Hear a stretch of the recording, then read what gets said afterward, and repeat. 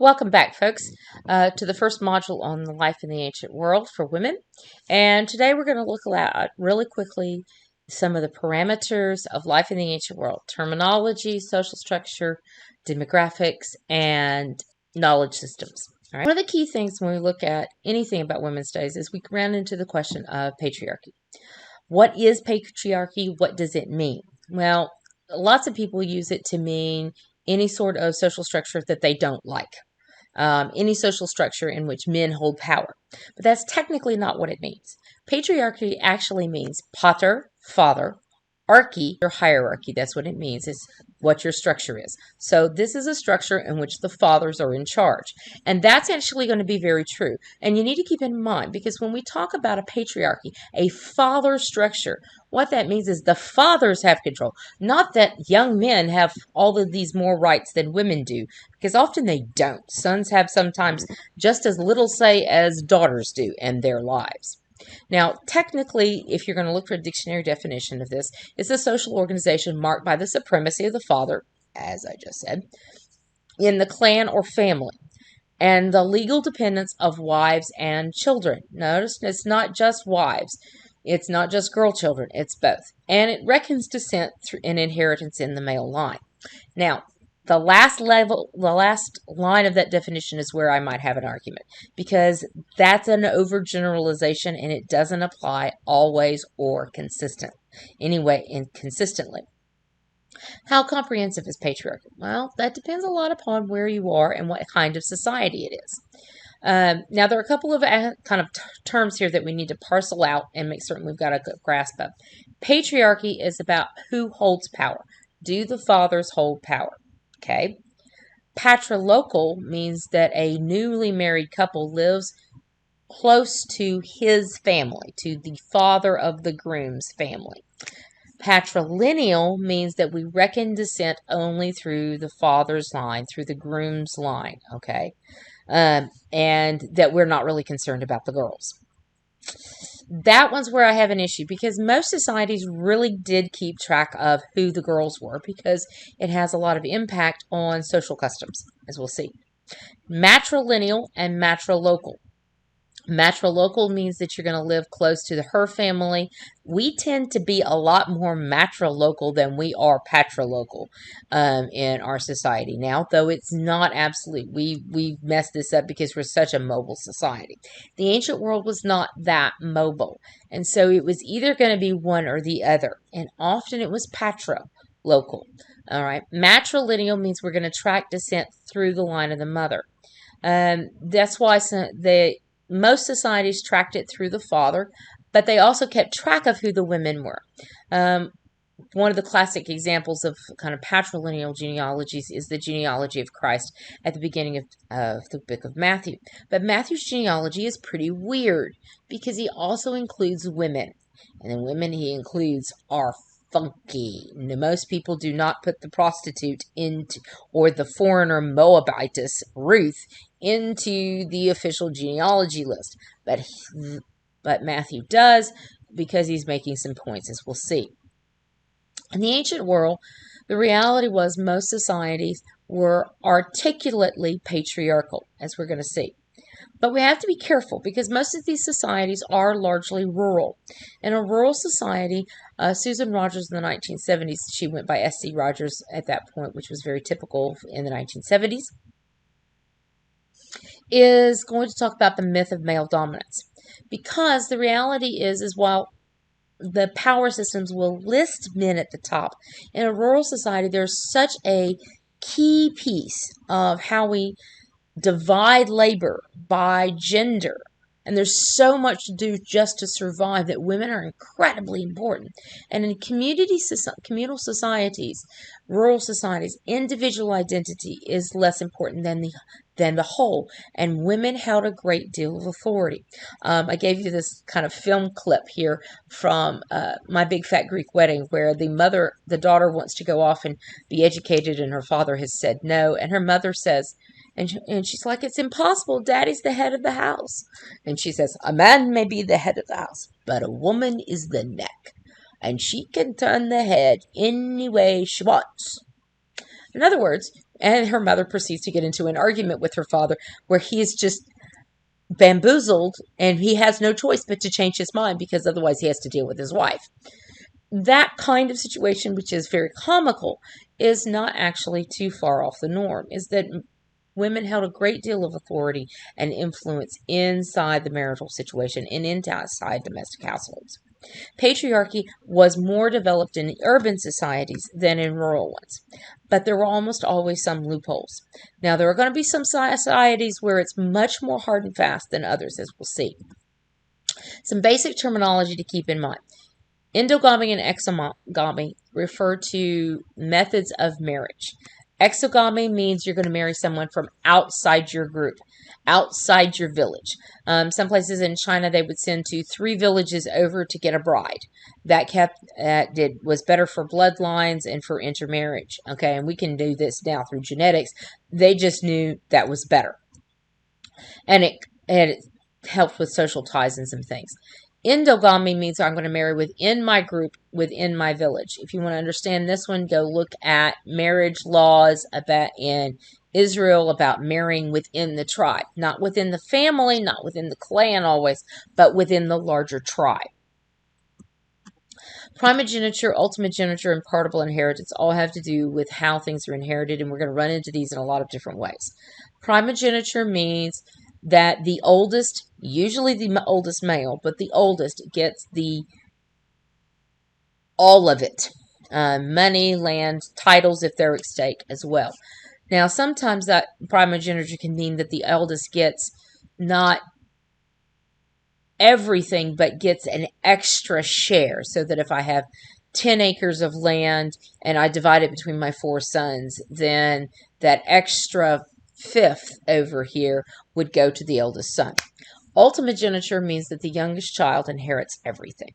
And all my youngest children are out there cheering. What that usually meant was that all the older children got a little bit of the inheritance and got married and set up their own households. And the youngest child was expected to stay home and take care of their parents until the parents died. And when you have like 10 or 12 children in the family, then the youngest is going to be a child closest to their old age. Partible inheritance means that each child gets a share. Usually each boy, but not always. Partible inheritance can be part of this. Now, one of the things to keep in mind is that bride price and dowry, in which we've talked about a little bit. A dowry is money that comes from her family. And usually that doesn't affect how the rest of the structures are. Because even if you've got primogeniture, usually you've got to provide money for the daughters who are getting married. Hierarchical structures are what we expect. We expect the kinds of societies that we get in Mesopotamia and Egypt. Mesopotamia was, at least at first, a sacerdotal society, which means ruled by priests. These priests were the main ones who could read and write, and so they're going to have a lot of influence. You see here in Mesopotamia kind of this pyramidal structure where you have the god or the goddess who's supposed to own the city-state, the king who has a special relationship with the god or goddess. Either he claims to be the son, or sometimes he's ceremonially married to the goddess. And then the aristocracy, who are his warrior class, because Mesopotamia is all about a warrior society. And the rest of the population is considered to be the slaves of the gods. Now understand, most of the population in Mesopotamia is not slaves. Okay, there are mostly freed people, but they are considered to be the slaves of the gods, meaning their lives are not their own and their fates are in the hands of the gods at all times. Egypt was a theocratic society with a god king at the top. Now, the word pharaoh is not Egyptian, doesn't go back to the 3200s. That's something that comes in later and is first found in Hebrew writings. The vizier was his prime minister, his right hand. Then you had the royal administrators and the priests, and the rest of the population were just considered to be the cattle of the gods. Now, what this can mislead you to think is that there weren't other social distinctions, which is the reason I like this one, which shows you that there were distinctions by what you did. priests, army commanders, nobles, the trades, the farmers, unskilled workers. Now notice, unskilled workers come below farmers. Farmers tended to be further up the pecking scale because they were so critical to society. If we go to China, we're going to find that the farmers are actually up here and the tradesmen are down here at the bottom. Okay, a very different kind of societal and hierarchical arrangement. But if you're in a rural society, hierarchy is not always the case. Instead, you're going to get what we call a heterarchy. And heterarchies tend to be better for women because they allow more access points to power. Carol Myers, in her book Rediscovering Eve, there's Carol. There's Dr. Myers. She is going to discuss this business of heterarchy. That there are interlocking levels of influence and identity, that we don't just, in a rural society, we don't just define myself by I am this. It's I am part of this larger community. And as part of that larger community, you have greater access. In a rural community, women have access to other women who are higher up. They have access to other men, partly through marriage arrangements, partly through kinds of economic arrangements. But they're going to have, it's a face-to-face society, and it's a lot easier to have access to power. If you're looking for it in terms of diagrams, hierarchies, one person at the top with strict lines of delineation. My husband loves military rank and insignia, and you can see the chain of command, as it were, in a hierarchical situation. But a heterarchy means that the lines of power are a lot more blurred. You do have central foci, foci meaning the plural of the word focus, that are in fact going to be where power is located. But there's lots more intersecting lines between this. And even if you add in a top one, you still have so many lines of intersection that it's easy to go from here at the bottom to here at the top. Everyone's interdependent, and everybody seems to have a voice and a part in society because it is a face-to-face society. In a smaller society, that's easier to do that. Social structures were hierarchical with a clear head often. They were often patrilineal and articulately patriarchal, meaning that written down power was in the hands of men or in the hands of fathers, more precisely. But women had access to power, inarticulate power. Okay, you see the pyramidal structures are more urban and less nomadic. If you look at the Hebrews are going to have much more hierarchical structure, and their ideas of identity were in concentric levels. You identified yourself by your household, by your clan and your family, and then as one of the 12 tribes that were associated with the 12 sons of Jacob. And then you were also part of the nation of Israel. And that's a much clearer identity kind of marking than you're going to get in, say, Egypt, where I identify more with my city sometimes. No matter where we are or when we are, demographics is what we have to deal with. Demographics is the science and the study of population. It's sometimes referred to as the dismal science because you talk a lot about death rates. Lots. But it's critical in understanding the realities of daily life that affect you no matter who you are or where you are. Now, one of the first key pieces that any student who's had me has probably heard me give them this statistic is that 85% of your population has to be engaged in agriculture in a pre-industrial society for everybody to eat. Okay, that's just it. If you don't, then you're going to starve, or sections of your population are going to starve. So you've got to have about 85%. Now, once you start getting to pre-industrial societies, when you're starting to get closer to the Industrial Revolution, what you see is the total amount of population go up, so that you still have about the same percentage of people in agriculture, but your total numbers are greater, so some of those can start to bleed off into other things. And we'll see a gradual reduction when you start to get into, say, the 1700s of 85 to, say, 75%, because your population numbers are high enough. Now, one of the things that affects women's lives particularly is maternal mortality rates. Maternal mortality rates refer to how many women die in childbirth, okay, or in childbirth-related sorts of things. What does that include? Well, that includes anything that happens within the next 2 weeks after birth, and things, of course, that occur when a woman is carrying a child. There are lots of different pieces in this. the maternal mortality chart that I've given you here is really looking more at modern day women because we can give you numbers there, but most scholars believe that this breaks down and goes into the ancient. Postpartum hemorrhage, there is a bleed that they can't control and a woman bleeds out. That's the single greatest cause, okay? Infections come right behind it. Infections are due to unhygienic conditions, and sometimes because in order to try and help the woman, they would in some societies they would pack the birth canal opening with herbs to try and promote healing, and actually sometimes those herbs would actually cause infection, so it's a kind of difficult cycle. Preeclampsia, eclampsia, you may actually know these. This is usually a condition about high blood pressure that can cause problems with liver function, can cause dizziness, and a host of other issues with it if it remains untreated. Usually it's diagnosed by high blood pressure, sometimes by protein in the urine, although that one's not actually necessary for a diagnosis. Used to they prescribe bed rest for this. I have an aunt who's put on bed rest for this, but bed rest can actually cause blood clots to occur. So it's a messy sort of thing. They do it a lot by really watching the moms closely, sometimes taking the child early. Obstructed labor. Something happens in the birth canal. I have an older friend who she was in labor, and this is like the 50s and 60s when this happened. And she was in labor for almost 24 hours, and the child was not coming, and they didn't know why.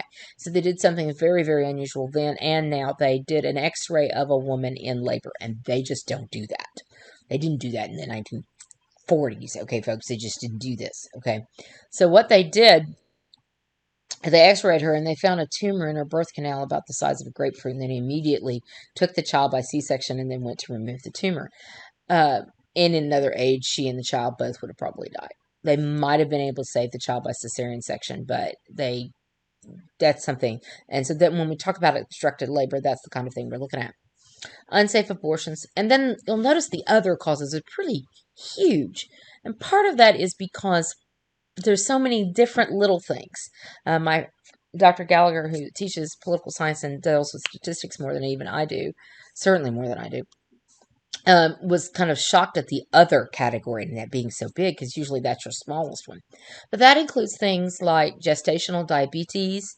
That includes things like the calcification of the uterus. Yes, I have a friend who had this happen. You have things, one of the things that's a significant number of those is what we call ectopic pregnancies, which means that the embryo does not seat inside the wall of the uterus correctly. Instead, it is going to seat and try to attach inside the fallopian tube. And if you don't get to it really quickly, that can kill you. And all of those things that we can now diagnose were just the woman died. You lost about 330 women per every 1,000 live births at any point in human history, okay?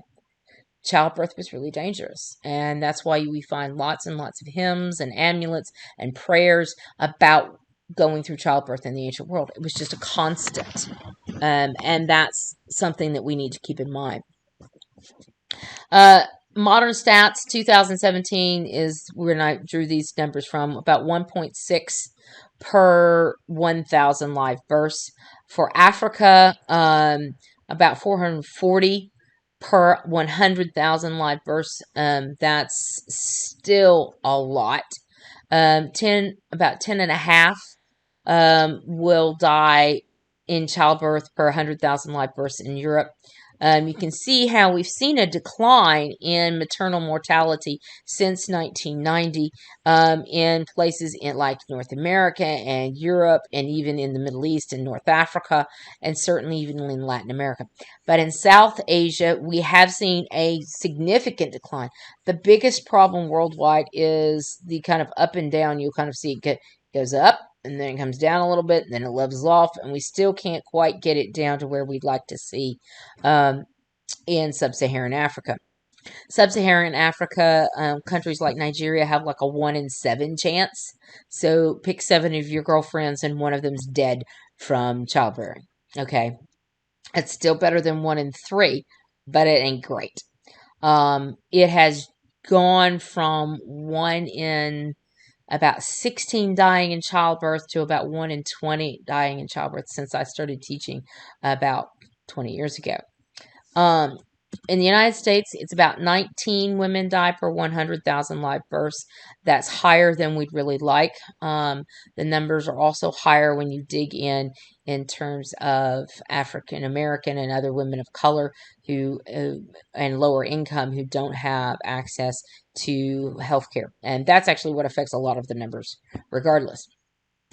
But you also should keep in mind, now this is a 2018 from the Bureau of National Vital Statistics, that about 80% of all women who die is related to childbirth issues in the United States. About 81% of that is women over 40, who there are always inherent risks the older the mother is, okay? And that's where a lot of them are. Now, one of the other pieces in all of this is life expectancy overall. I love to, when we're dealing with this, talk about Henry VIII. Henry VIII has 6 wives. The last 3 wives do not give birth to children. The first 3 do. And one of them dies in childbirth. There's our 1 in 3. Jane Seymour, gone. I mean, she dies within 2 weeks of giving birth to a live child.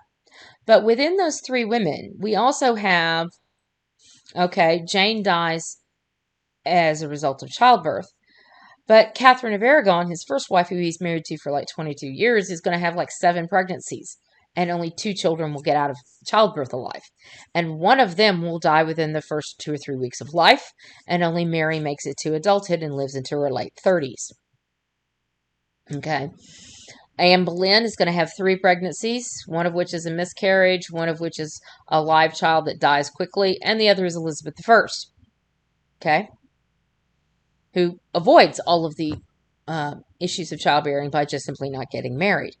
Okay, so here we've got 3 women, and we can see the fragility of life. Okay, now some women will deal with Eleanor of Aquitaine. She's going to have 10 kids, and only one of them is going to die before adulthood. Her first son, William, will die before age 2. So some women are going to do well. But one of the things that we see now, our now rates, we only lose about 32 children, this is worldwide, per 1,000 live births. That's a pretty good rate, comparatively. In the ancient world, and even in the pre-modern world, you would have still seen about half of all children just don't make it to adulthood, and a lot of them are going to die in the first year of life. Even now, if a child is going to die before age 5, it's going to be within the first year. Okay? There are other things. There are horrible, horrible accidents. We talked about that one by Josephine Butler where her daughter kind of pitches off the second floor. She's so excited to see her mother, she tumbles over the railing. It's horrific in any day and age. Because of the infant mortality rate, and because of you're going to lose people in childbirth, women in childbirth, and you're going to lose children prior to age 15, you're going to lose about 50% of your population before age 15. Life expectancy in the ancient and pre-modern worlds is somewhere between 35 and 45 years of age. Okay? When you get bad stuff happening, it gets worse. The Great Famine of the early 1300s, when we get summers that are cold and wet and the crops rot in the ground, and it causes tremendous famine. By about 1315, the life expectancies drop to age 23, 25. When the Black Death or the bubonic plague comes in between 1347 and 1352, life expectancy is going to drop to age 17. Which means that just about everybody who's taking these classes is now dead. Now, obviously, some people survive. The numbers about the Black Death are about, we lose about 1/3 of the population in Europe when you get this brand new disease hit. Now, if you're looking at life expectancy now, the lowest in the world is about 51 years, and that's in Sierra Leone. And notice how it's above the historical norm, but it's not too far above it. And so when your conditions are bad, that's one of the things that you look at. The highest in the world right now, the average life expectancy is in Hong Kong, and that's 84 years of age. Japan and Macau are right behind it, about 83. Monaco's right in that range. We're at 79. China's at 76, and India's at 68.5, which is not great. And one of the other things about the ancient world and life in the ancient world is the access to knowledge. And that's how you actually maintain some sort of hierarchical control, is access to knowledge. But it's also about the realities of life, that you have 85% of your population engaged in agriculture. That means only about 10 to 15% of your population is going to have time to go ahead and learn to read and write. And let me show you why. The three major systems that we're going to look at, two of which are going to be in our world, and I'll mention the other one, that's China, in a minute, are hieroglyphics. Hieroglyphics begins in Egypt in about 3200 BC. We can read them because the Rosetta Stone is discovered by engineers and scientists accompanying Napoleon in his Egyptian campaign in 1798 1799. It's captured by the British and taken back to the British Museum as spoils of war. It's deciphered in the early 19th century, and because of that, we can read hieroglyphics. It's also the reason why you get these wonderful yellow boxes that are about language programs that are called Rosetta Stone after this particular piece of business. It has it has a treaty in 3 different languages, which is one of the reasons why we could decipher this. Cuneiform is going to be the method of writing in ancient Mesopotamia. There you see it here. It's not a particularly large sort of thing, and this kind of writing it's going to have several different dialects. The Akkadian dialect is going to be the one that is going to become the lingua franca that everybody writes. Not everybody speaks it, but everybody writes it, at least in the era. The earliest Chinese script is much later than those in the Near East and North Africa.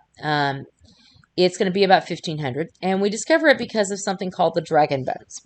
The dragon bones was this thing that was happening in China in the late 19th century, where all of these people and apothecaries were selling dragon bones to go in medical formulas.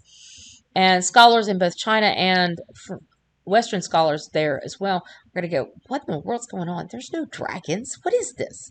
And so they get a hold of them and discover that there was actual writing on these bones. And once they started looking at it further, it dates to the Shang dynasty. In all 3 of these systems are non-alphabetic systems, okay?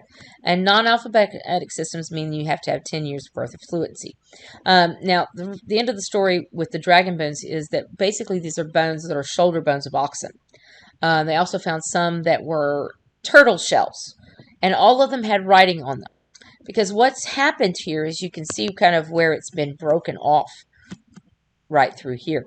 And you would take your question to the priest or the shaman. They would write it out on these pieces of bone or turtle shell, and then throw the bone down and crack it, and then the priest would read the cracks and would divine an answer from the heavens to your question.